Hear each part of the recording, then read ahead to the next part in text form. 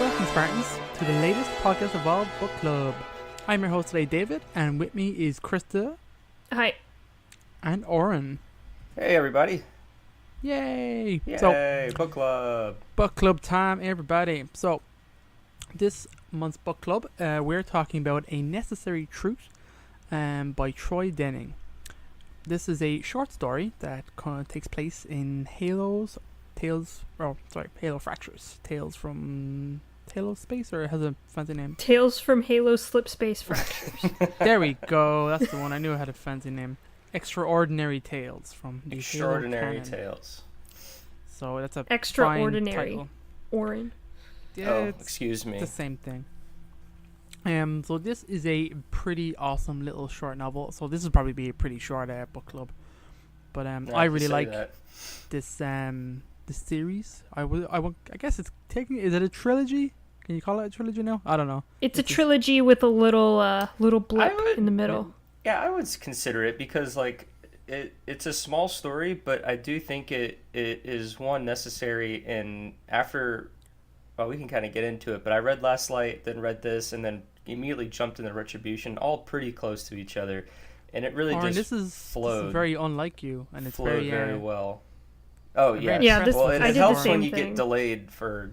Oh gosh, I won't get into it since we're recording. But Oran's doing a bit of reading, everybody. That's all. That's what matters.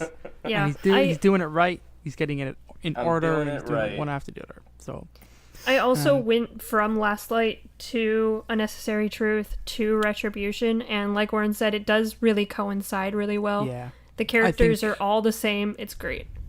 I think it's a great little novel, and as a trilogy, I like them a lot. I tend to read the Halo novels as they come out, so I'm very spaced and spread out when I'm actually reading them, in terms of there is years in between sometimes reading these books, and sometimes I try and reread them, and book clubs help to kind of refresh you and stuff like that.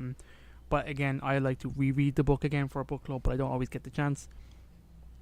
So I didn't get a chance to reread A Necessary Truth, but I had read it recently, prior to going into Halo Retribution. So what we're talking about, everybody, guys, is Troy Denning wrote a trilogy, essentially, that we've officially called it a canon trilogy now. So you're welcome, Jeff.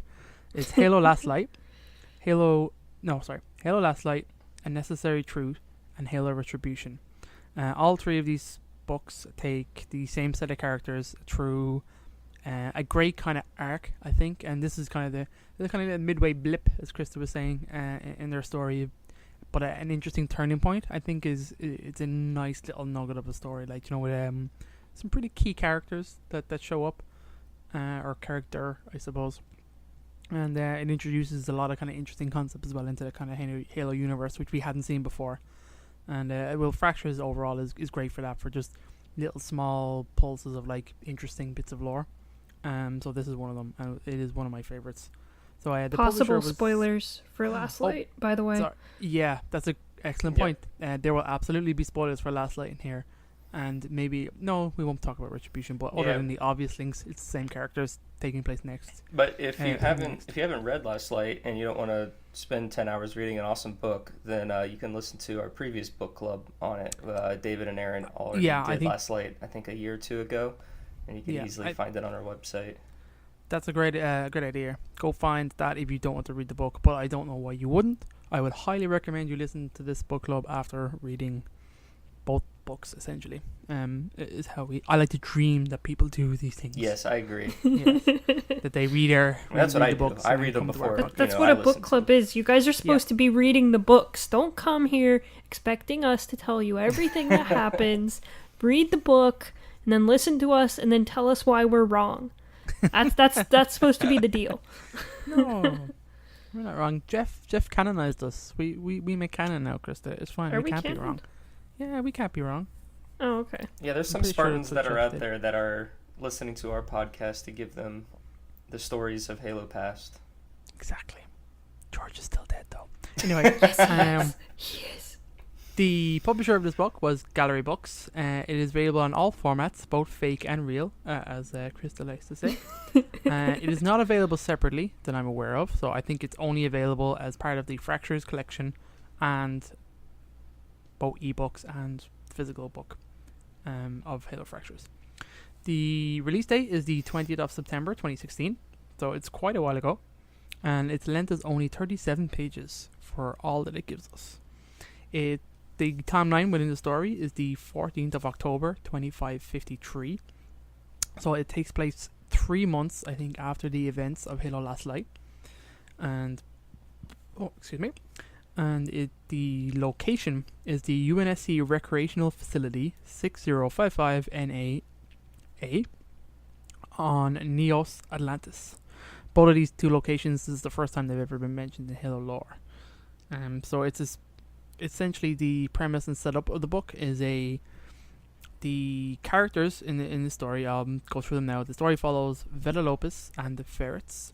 So the Ferrets are essentially a team of Spartan-3s that were kind of cobbled together as part of with Blue Team. And Blue Team were like their mentors in Halo Last Light. So this is kind of a very fast synopsis of Last Light of the main character. So Blue Team pretty much took this, I think it's a Gamma team? Yeah. I want to say. Gamma Company. Gamma Company of Spartan-3s under their wings. They're one of the like last survivors of the Spartan-3 kind of massacre that took place, I think, in Onyx. And this team are... Ghosts of Onyx. Ghost of Onyx, sorry. This team... They're unique in terms of like they need what we call chemical smoothers, so that keeps them emotionally balanced. And when they don't have these kind of drugs to keep them normal, they kind of roid out essentially. They get very aggravated. Each kind of Spartan, I think, probably takes it on a little bit differently. And Mark, I think, is the one who goes a bit loose in this story, and he is some absolute badass moments when he's off his drugs. So in the story, I think.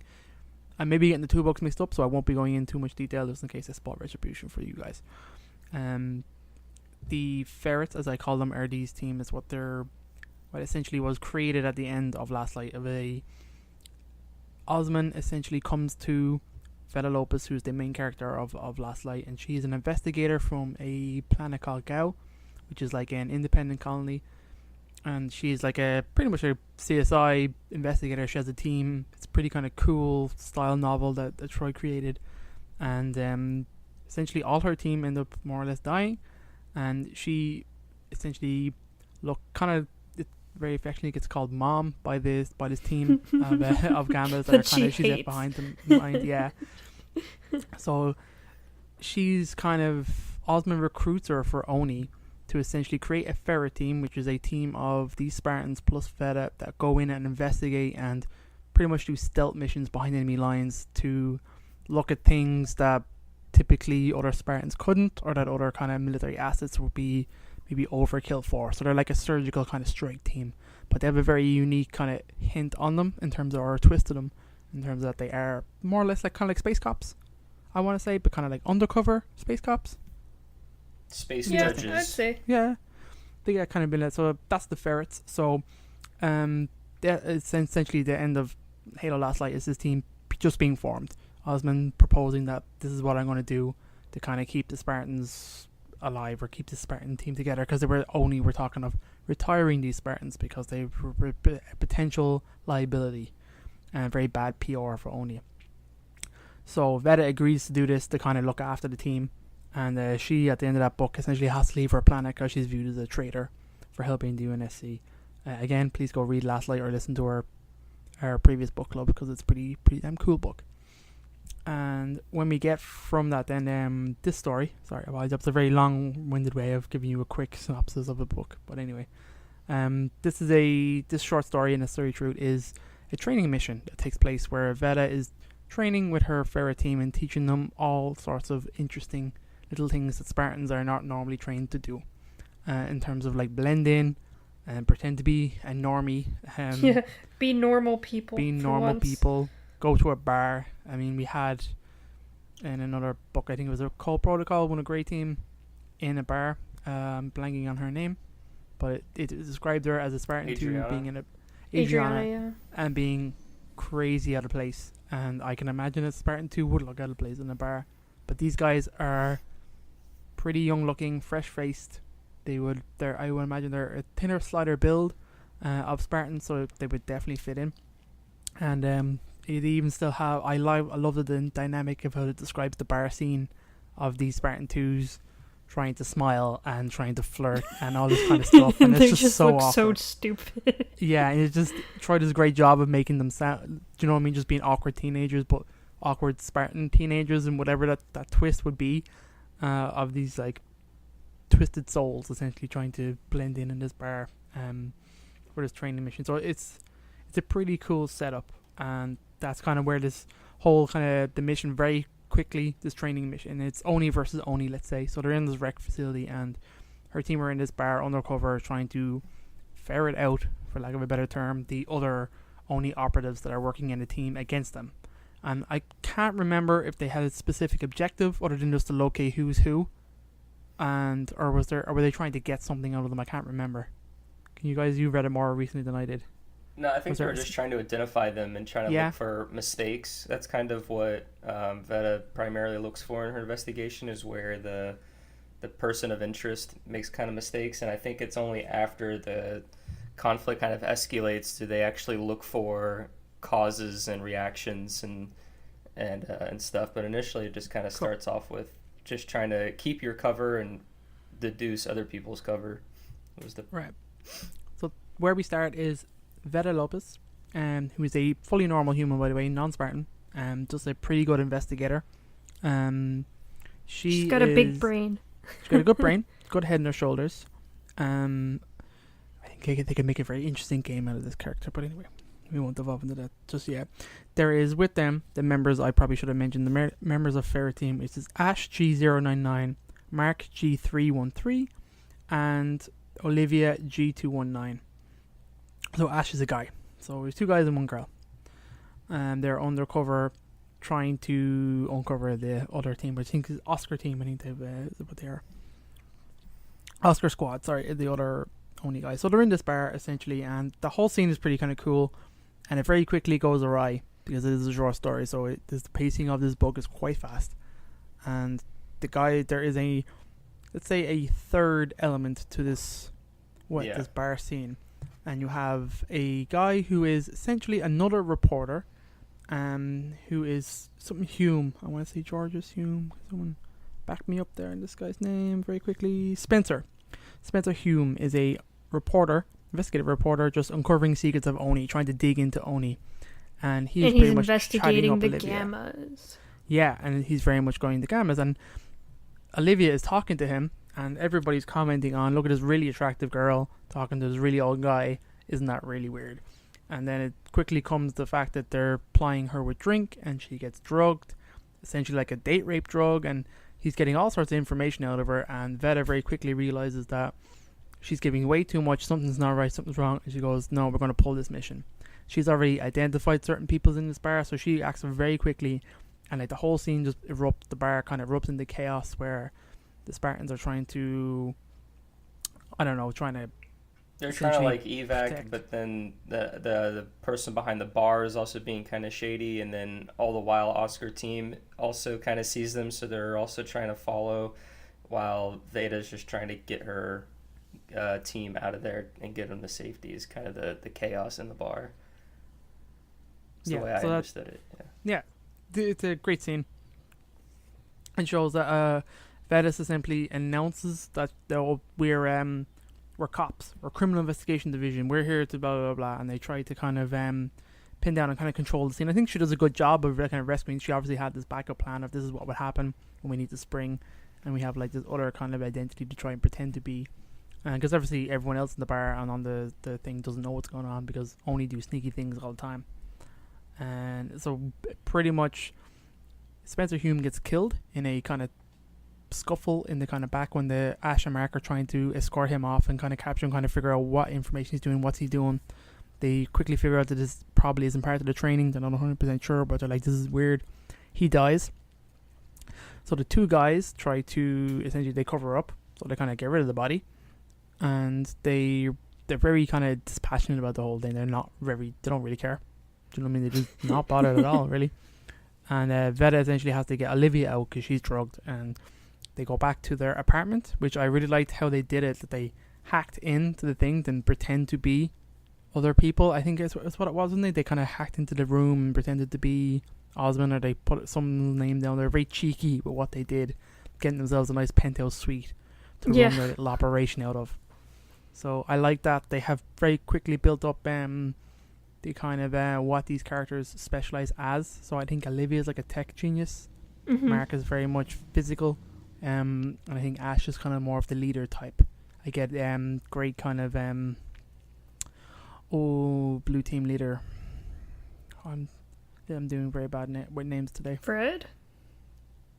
Yes, I get very Fred vibes off him. He's very calm, collected, very good at organizing the other two guys on his team.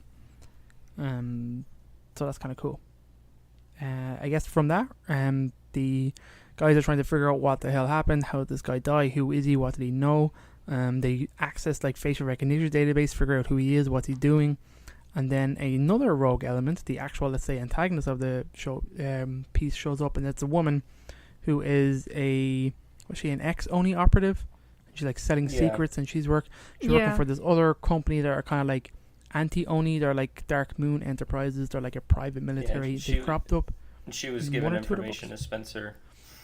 Yeah, she was feeding how their information. relationship started.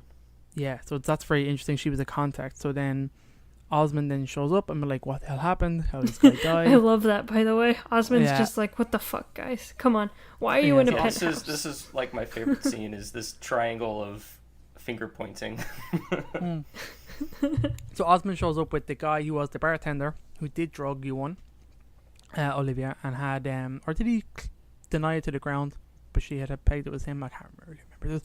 There's a dynamic there where the leader of Oscar Squad is pointing fingers at Veta. Well, he was mostly pointing fingers of Spencer Hume, and he was like, "I saw your guys take him away, and then I turned the corner, and they weren't like anywhere, and so I was like trying to follow them around, and then there was blood on the ground, and then Veta's like, so you're telling me you were following two? I don't know if they know that they're Spartans." But like, two people carrying an oversized man, and they turn a corner and just vanished, and you're, not carrying anything. And he was just totally plays up the fact that. I guess, and so she's trying to hide the fact that they're his story. Hide the fact that they're Spartans and all that. And so there's some more elements on that because Oscar Squad was trying to say that they're unprofessional. They didn't do anything they're supposed to do, and they killed some guy who turns out to be this investigative journalist. So that's going to bring even more heat. And so they're just trying to say that Veta and them are just bad, and so Veta and them are trying to cover themselves by making his story seem bad, kind of lawyering him, if you will. And pretty much. And Osmond is just trying to figure out what the hell's going on. So the character who works for Dark Moon now is Ota Gallo. It's her name, and she is this rogue agent, former Oni commander, in fact. So this is kind of unique. We don't really get to see much of this in terms of kind of rogue Oni elements, or all Oni elements are rogue, I suppose. But someone who actually defects and goes their own way and is selling their secrets and hasn't been killed. Yeah. So this person is obviously a formidable opponent for the team to face straight away. So these guys very quickly come up with a scheme to flush her out, which works. And she shows up at their penthouse essentially with some goons and attacks this house. So there's a kind of a cool fight scene there in the house. And the team is kind of defending themselves and trying to overcome what they've done. And Olivia gets like very badly damaged. A grenade goes off. Why is it always Olivia who's getting like the butt end of all the damage? Yeah, she gets beat up a lot in this book. But it's very cool. I think it's someone who throws a grenade. Olivia throws her a knife and causes Orta to essentially kill herself with her own grenade, leaving quite a mess. And very soon afterwards, Osmond shows up with a bunch of guys and is like, "What the hell is going on?" I just like how they describe Osmond in like every single scene is that she's always scowling at them. She's always like, "What the fuck, guys? Come on." Yeah, but there's a very cool moment at the end where she has a slight smile because she realizes she's been kind of outplayed a little bit. So Veta is essentially trying to do now is blame everything on Ortegallo, that she killed Spencer Hume. It wasn't Ferret team. They just tried to clean up, and that it was in fact that he had identified him as a source, and they knew there was a leak there, and she thought that Spencer would finger her out and rat her out essentially. So I don't think Osmond believes her, but she has no evidence to suggest otherwise, So there's a kind of cool moment at the very end of the book where she just suppresses a smile and says, "Okay, fine," and asks Mark, who did in fact kill Spencer, to confirm her story, which she does without hesitating, and then simply he just states, "I'm a ferret now, so this is it, you know what I mean, training's done." So I think that's kind of cool. What do you guys think?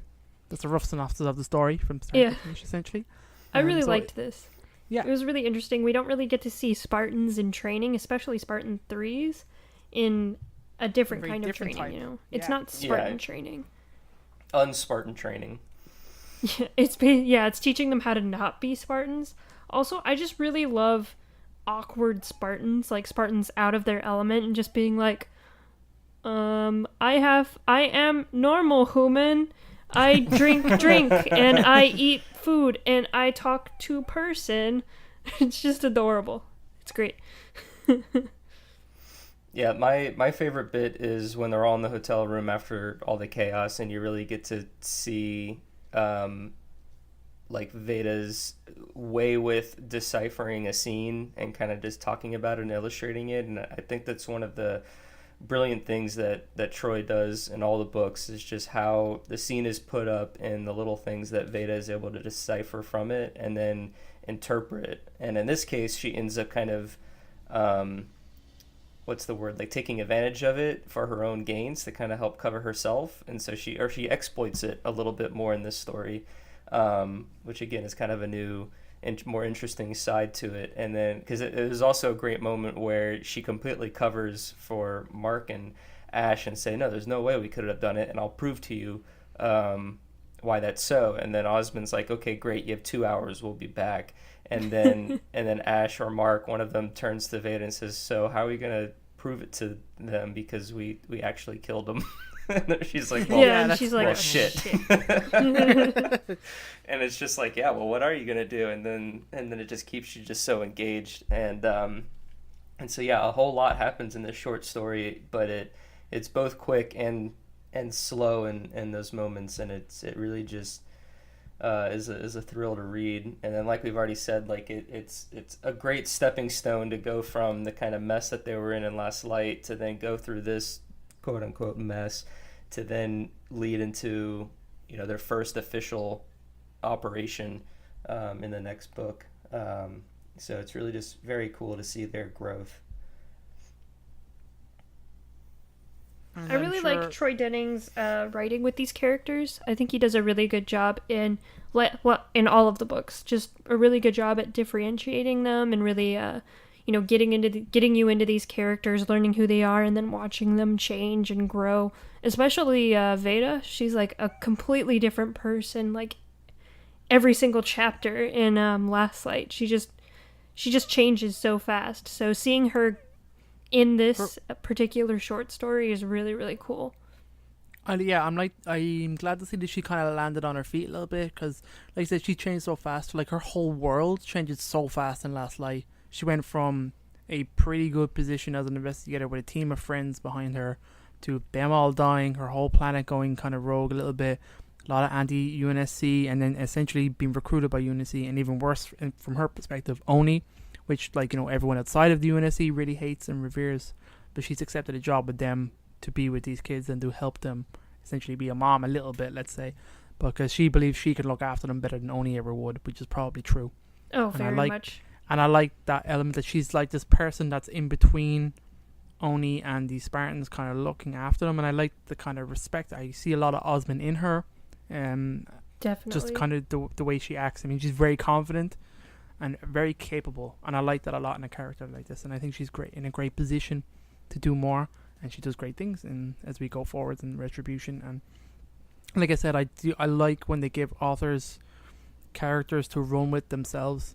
So seeing, like, having Troy with the ability to do a trilogy, it always stands well. I mean, you can see that with, like, other authors when they get characters and can run with them for a period of time. You get a good arc, you know, you get good development and especially with this character, because, like, non-Spartan characters usually don't get, you know, multiple novels, full novels. And she's gotten 2 novels and a short story, so it's really cool that they've let him use this character more and more. And also, I always have to remind myself that she's not a Spartan sometimes. It's really well written. She really kind of adopts the Spartan lifestyle almost, especially in Last Light and in this book. So she's a really cool character. I really like her. Okay, any kind of final notes on the story as a whole, guys? No, really good 37 pages. Yeah. yeah. It's a jam-packed 37 pages, and I really enjoyed it. Yeah, and I liked this one more so than some of the other Fractured stories, just in the sense that it bridges the connected novels a little bit better, in my opinion. Like Oasis, I thought was a good story, but it's sort of it still was kind of distant from Envoy. It did have some relation and some connectivity there, but like this literally is just part of the same story, and like to see that stepping block is how I'm going to refer to it. It was just so gratifying and rewarding as a reader. So yeah, this was very good. Probably towards the top of my list on the Fracture story. I agree. Yes. And okay, that's kind of it for this book club this month, guys. So as always, we managed to make something way longer than it probably needed to be, but I think this episode's a good length for the 37 pages it is, and for the content of it, and even just it's how it links those two novels together is quite nice. As we said, we're calling it a trilogy now. So that's all for this month, guys. So tune in for our next book club, which I believe is Hail with Retribution, which is very nicely timed to flow out of this one. Wow, what do you know? What do you know? So it's almost like we're planning stuff now. I know. I've only read this book once, so I'm looking forward to going back to it because I had a lot of positive feels out of it, and I think a lot of people in our group think the same. So I'm looking forward to going back to it, and looking forward to talking to you guys with it too. Yeah, I'm enjoying every minute of it so far. Yeah, Oran's in Uber Halo mode at the moment. Yeah, so yeah, it's kind of crazy. You're kind of scaring me. We have to mute him sometimes. So should be fun, right, guys. Yeah. So tune in next week, guys, and thanks for listening. Evolved. Perfect.